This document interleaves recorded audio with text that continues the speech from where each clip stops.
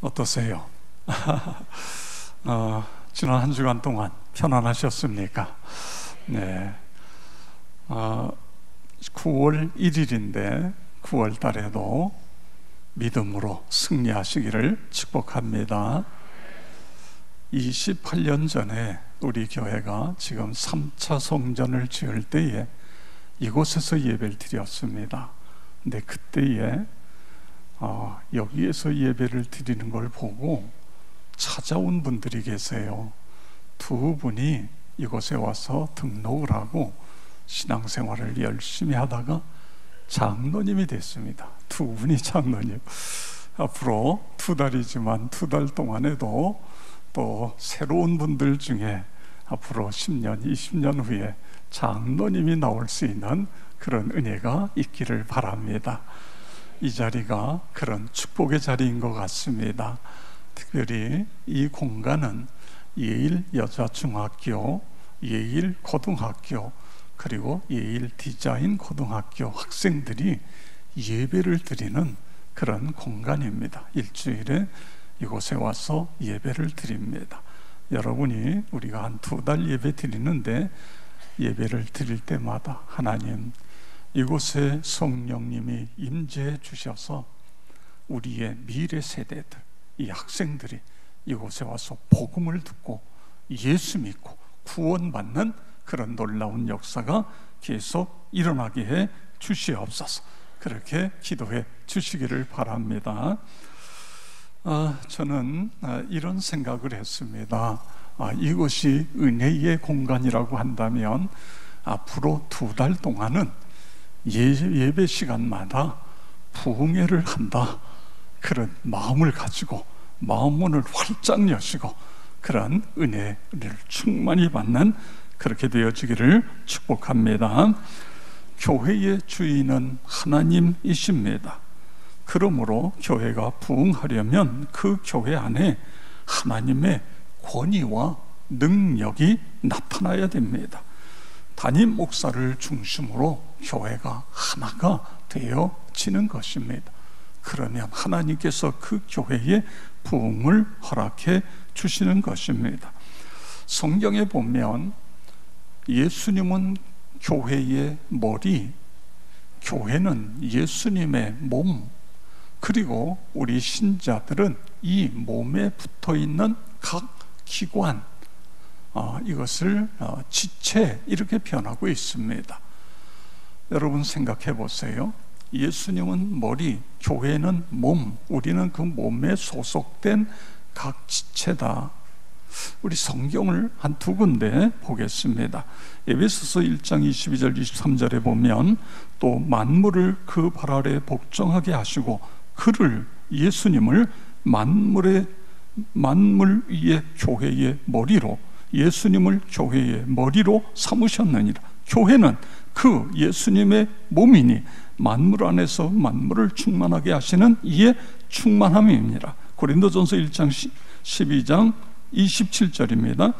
너희는 그리스도의 몸이요 지체의 각 부분이라. 아멘. 그렇습니다.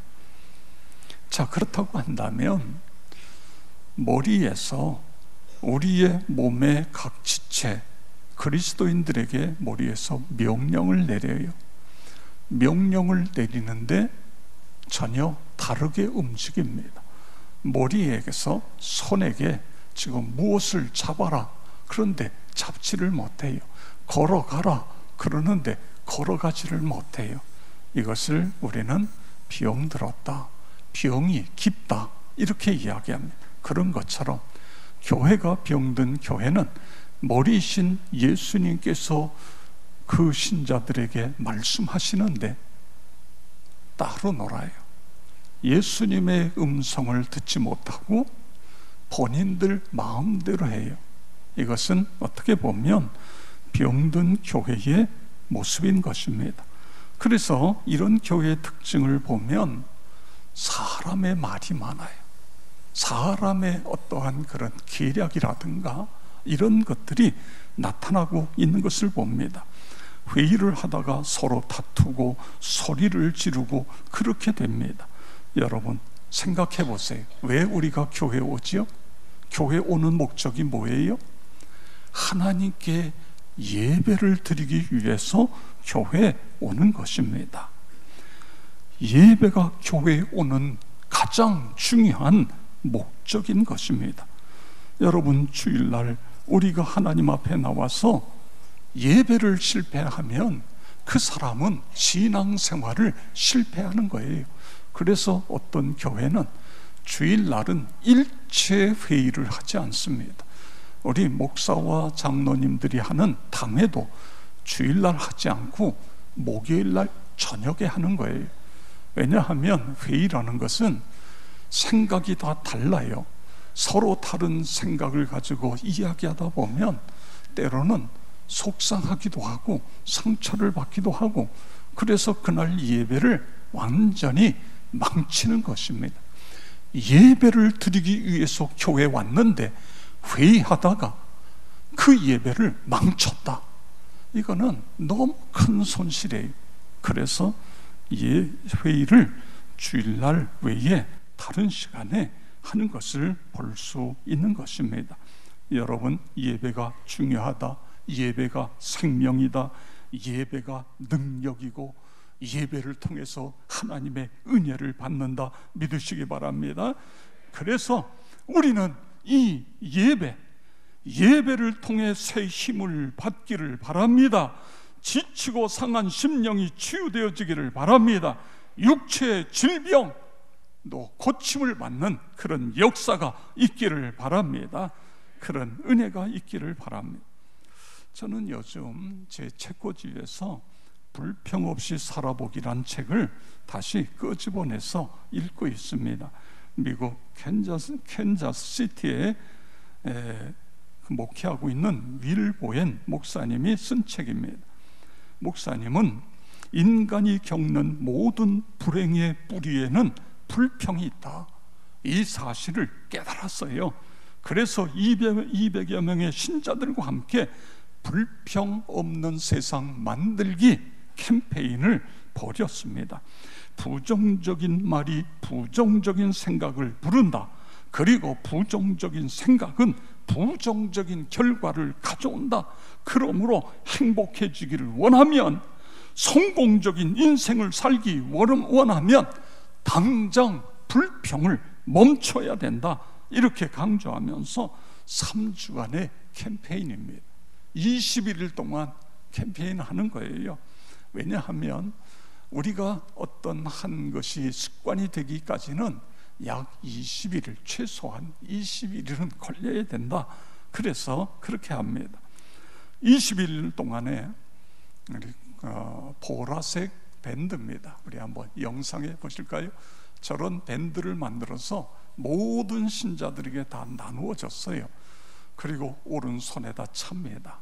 그러다가 불평을 하면 다시 손가락으로 저 밴드를 탁 치고 뽑아서 왼손에다 끼는 거예요. 그리고 또 어느 날 또 불평하면 다시 뽑아서 오른손에다 낍니다. 21일 동안 이 훈련을 하면서 불평하지 않기 운동, 대신 감사하며 살기 운동, 이걸 하는 거예요.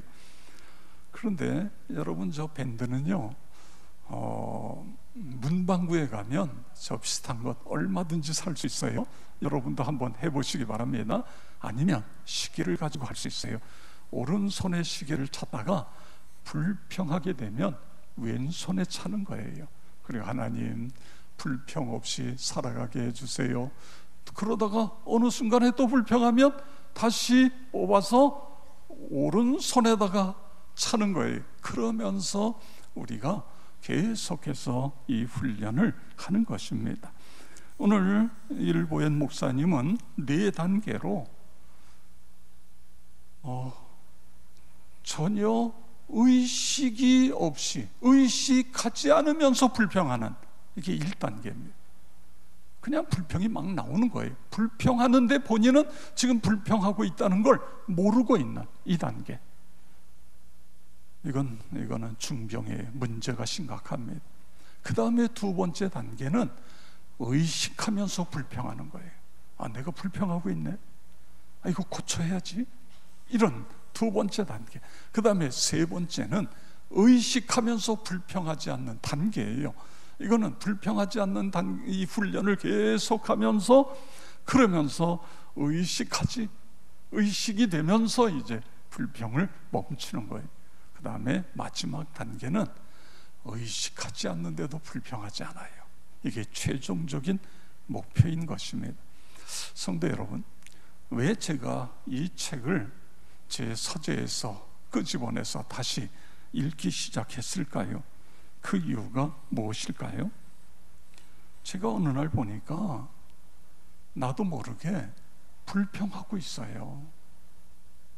내가 불평하면서 성도들에게 불평하지 말고 감사하며 살아가라, 그 말이 안 되잖아요.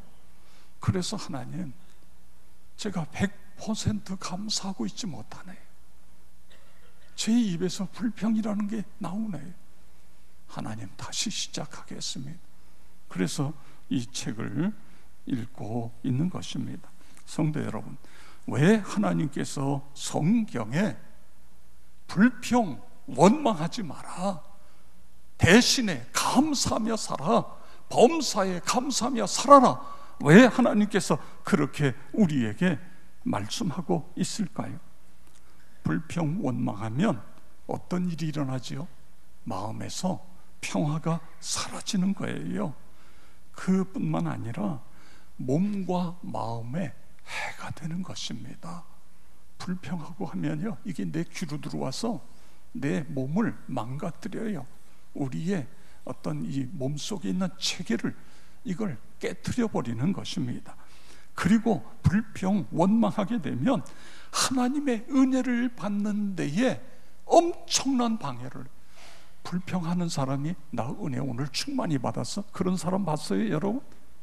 받을 수가 없어요.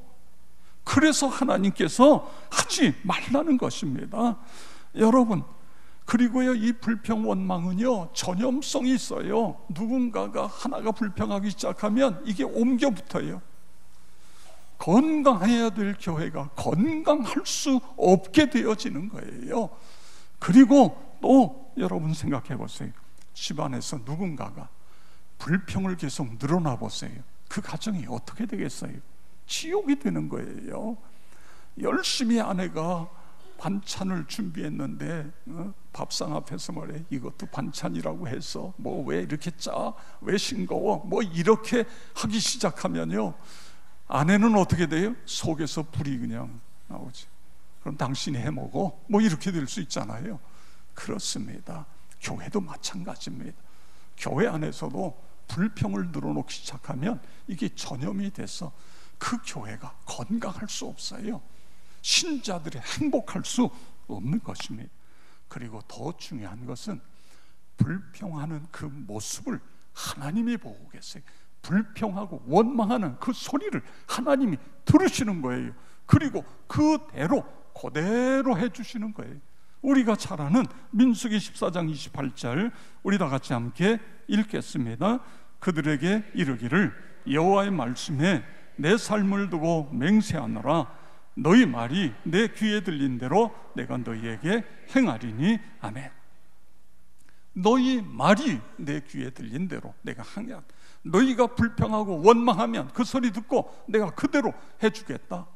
너희가 감사하면 그 소리 듣고 내가 감사한 이유를, 감사해야 될 조건들을 더 많이 주겠다. 믿으시기 바랍니다. 그래, 이스라엘 백성들이 못 간다, 우린 갈 수 없다, 우리는 메뚜기 같다, 하나님이 들으시고 못 간다. 다 죽었잖아요. 광야 40년 동안 이스라엘 백성들 가운데에 여호수아와 갈렙은 뭐라 그래? 갈 수 있어, 하나님이 우리 편이야, 능히 이기리라. 그랬더니 그들은 지도자로 가나안 땅에 들어가고 있는 것을 볼 수 있는 것입니다. 우리 속담에 낱말은 새가 듣고 반말은 쥐가 듣는다, 이런 말이 있어요. 근데 이거 틀린 거예요. 반말과 낱말이 누가 들으세요? 하나님이 들으세요. 그리고 그대로 해주는 거예요. 여러분, 죽겠다 그러면 죽을 일이 생겨요.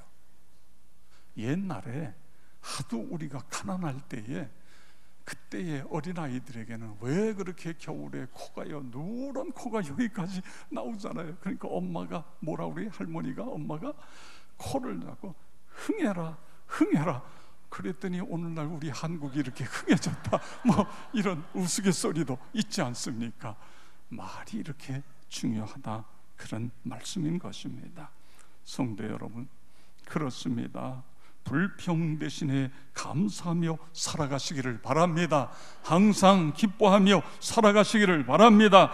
불평 대신에 찬송하고 기도하시기를 바랍니다. 그러면 하나님이 함께 하십니다. 하나님이 역사하시는 거예요. 하나님이 도와주시는 거예요. 믿으시기를 바랍니다. 우리가 그 믿음을 갖고 살아가는 것이에요. 평강을 주세요. 정신과 육체를 건강하게 주시는 것입니다.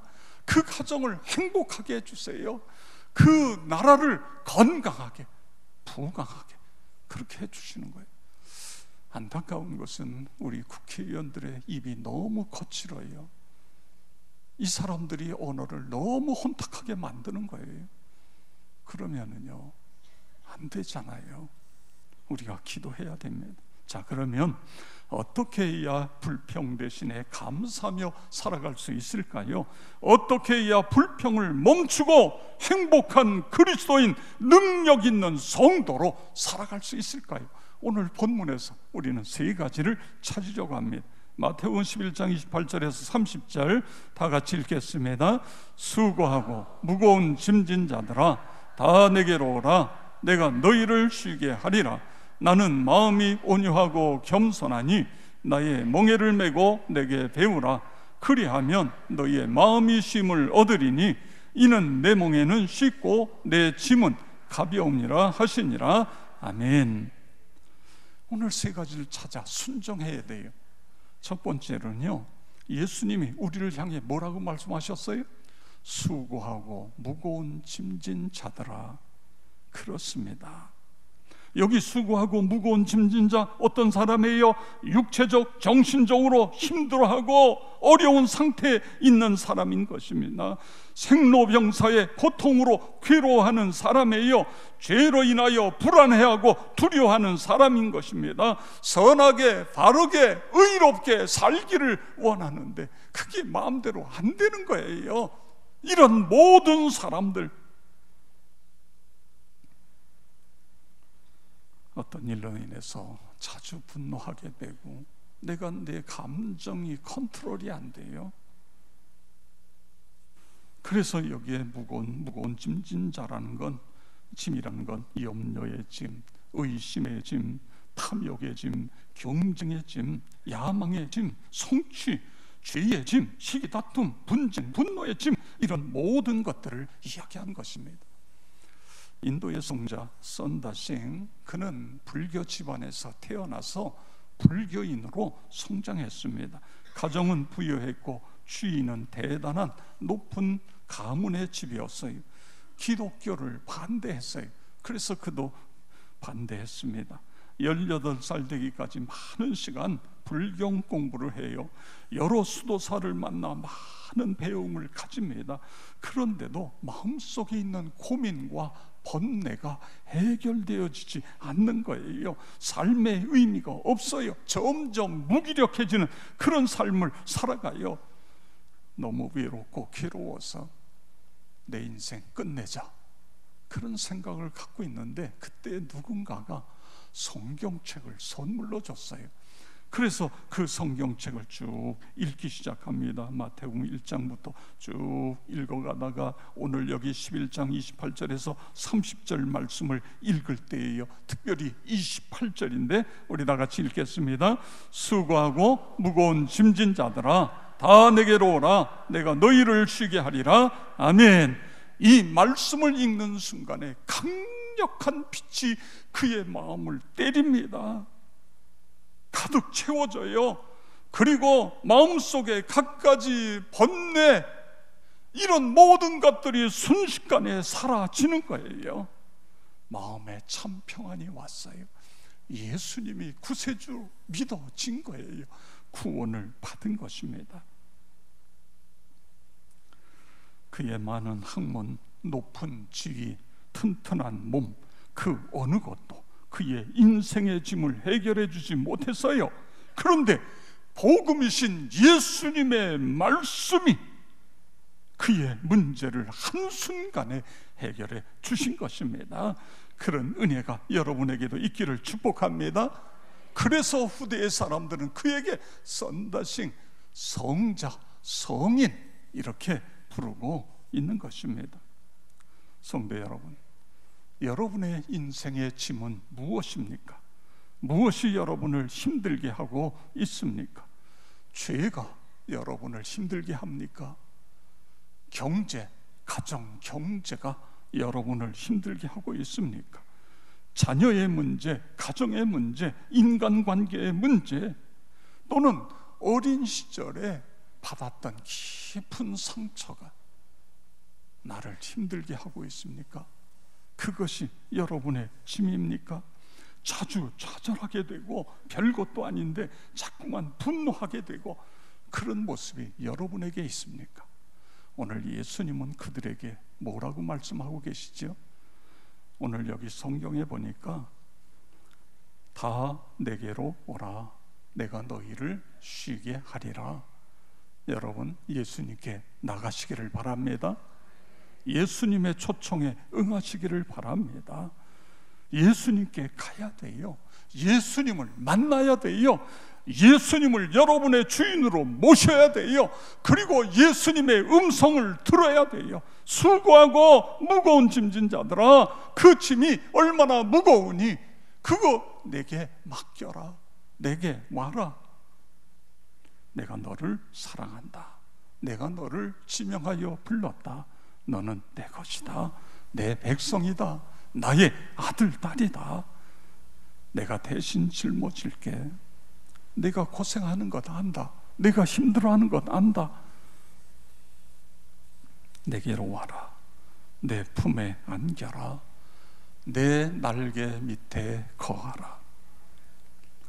그리고 쉬어라. 거기서 쉬어라.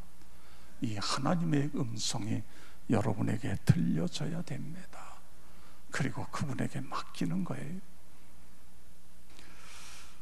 제가 논산훈련소에서 훈련을 받을 때입니다. 지금은 제 아내가 됐지만 영신 씨한테 편지를 보냈어요. 훈련 받으면서 있었던 일들, 힘들었던 일들, 그런 이야기를 하면서 편지를 보내는데 답장이 안 와요. 아니, 벌써 고무신을 거꾸로 신었나? 그래서 하나님께 기도하면서 그래도 편지를 보내요. 그런데 어느 날 편지가 왔어요. 근데 이 훈련소에서는요, 군대에서는 편지가 오면 혼자 못 봅니다. 다른 병사들이 뭐 거기에 내 위에 있는 사람, 나하고 동료들 다 같이 함께 야 이준성 편지 열어 뭐 이래가면서 그래가지고 모두가 있는 데서 편지를 열었어요. 그런데 타이프로, 옛날엔 타이프잖아요. 워드로 주 날개 및 찬송가 가사가 쭉 있어요. 그리고 끝이에요. 아니, 얼마나 고생이 많으냐, 뭐 기도하고 있다, 뭐 수고한다, 뭐 이런 말이라도 한마디 있어야 되는데 일체 없어요. 가사만 하나 딱 써놓은 거예요. 그러니까 다른 병사들도 이게 뭐야, 나도 이게 뭐지? 그래요. 많이 속상했습니다, 사실은. 그런데 시간이 가면 갈수록 그 가사가 내 마음속에 남기 시작하는 거예요. 그래서 그 가사를 묵상하고 또 그냥 불러보고, 이 훈련 받으면서 힘들 때마다 그 찬송을 불러보고 그렇게 했어요. 그리고는 이제 훈련소 다 마치고 저 부산에 태종대 앞에 산이 있습니다.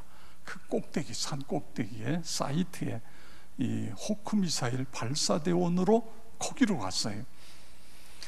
그래서 이 밑에는 행정반이고요. 여기서 음식을 만들어 오면요, 이걸 들고 꼭대기까지 올라가야 돼요. 그게 뭐 한 30분 가까이 올라갑니다. 그럼 거기서 밥 먹고 또 그걸 끄집어 내려가지고 밑에까지 또 들고 내려와야 되고, 이런 고생을 하는데 어느 날 행정반에서 연락이 온 거예요. 이준성 일병 면회 왔다 그러는 거예요. 빨리 내려와라. 그랬어요. 누가 면회를 왔지? 내려가 봤더니 거기에 누가 있어요? 영신 씨가 있는 거예요.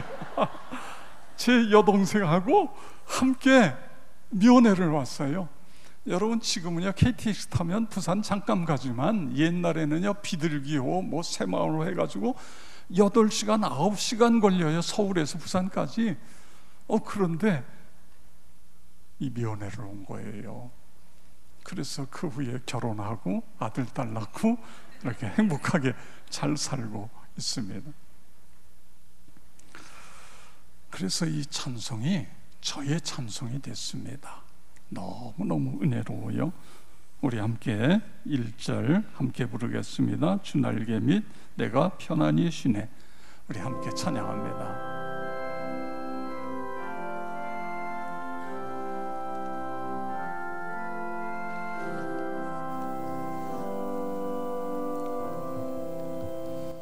주 날개 및 내가 편안히 쉬네.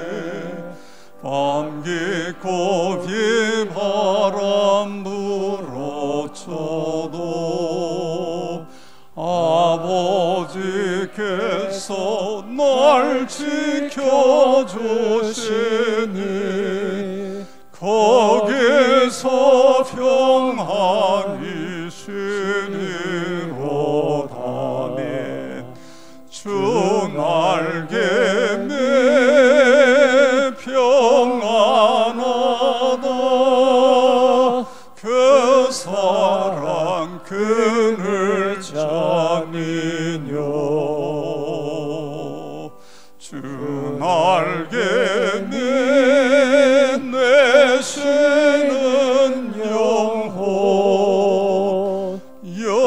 영원히 거기서